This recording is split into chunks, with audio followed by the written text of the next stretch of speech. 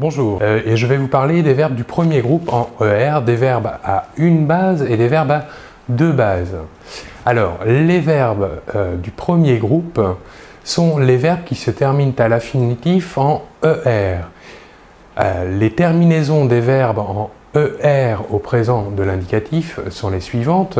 Pour la première personne, je, la terminaison est E.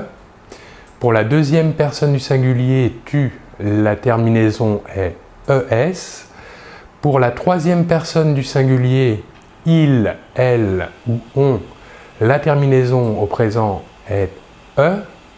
Passons maintenant aux trois personnes du pluriel. Pour la première personne du pluriel, nous, la terminaison est ONS. Pour la deuxième personne du pluriel, vous, la terminaison est EZ. Et pour terminer, la dernière personne, la troisième personne du pluriel, il ou elle, la terminaison est ENT. Alors, comme je vous le disais, il existe des verbes à une base et des verbes à deux bases. Commençons par la présentation des verbes à une base. Prenons l'exemple du verbe chanter. Comment allons-nous conjuguer le verbe chanter au présent de l'indicatif? Tout d'abord, nous prenons l'infinitif du verbe chanter.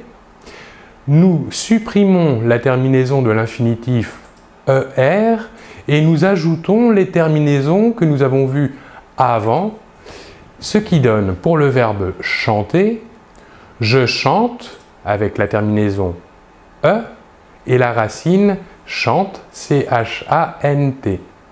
Pour la deuxième personne du singulier, tu chantes.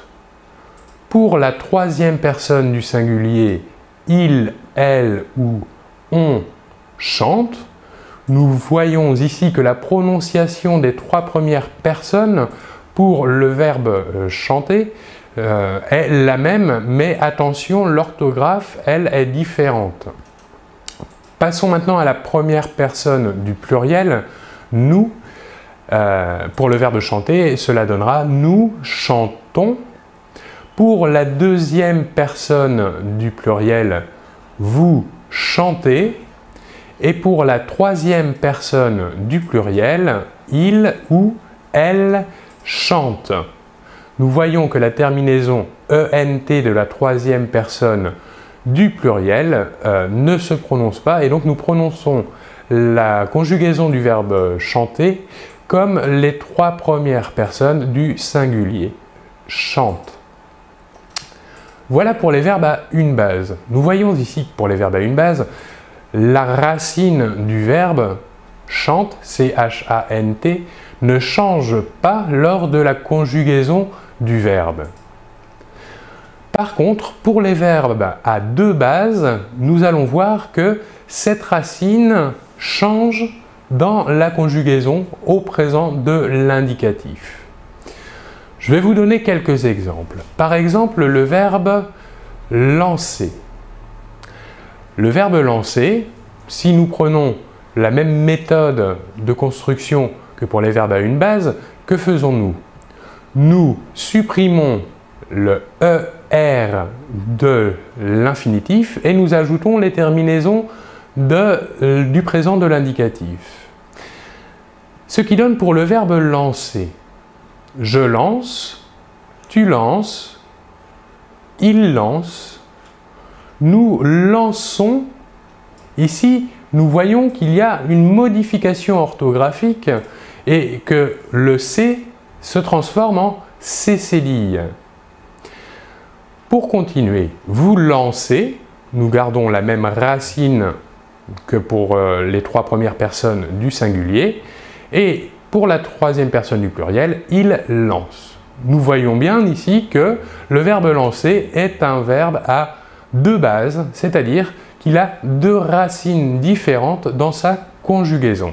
La première racine est L-A-N-C et la deuxième racine L-A-N-C, cédille.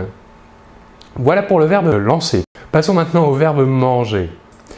Le verbe manger, donc, reprenons la même méthode que pour les verbes du premier groupe. Nous quittons la terminaison de l'infinitif en ER et nous ajoutons les terminaisons du présent de l'indicatif. Donc pour la première personne du singulier, cela va donner « je mange ». Pour la deuxième, « tu manges ». Et enfin, pour la troisième personne du singulier, « il mange ». Nous voyons que pour la première personne du pluriel, il existe une modification orthographique. En effet, la racine du verbe change et devient mange, M-A-N-G-E, alors que pour les premières personnes, la racine était M-A-N-G. Donc, pour la première personne du pluriel, nous dirons nous mangeons. Pour continuer, la deuxième personne du pluriel, vous mangez. Ici, nous revenons à la même racine que les trois premières personnes. Et enfin, pour la troisième personne du pluriel, il mange. Donc, dans le même cas que pour le verbe lancer, nous voyons ici que le verbe manger a bien deux racines. La première, M-A-N-G, et la deuxième, M-A-N-G-E. Voilà pourquoi on l'appelle donc un verbe à deux bases ou deux racines. Voilà, vous pourrez voir d'autres exemples.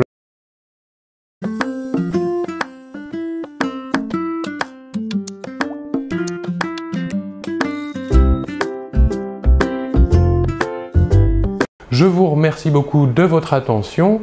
Au revoir.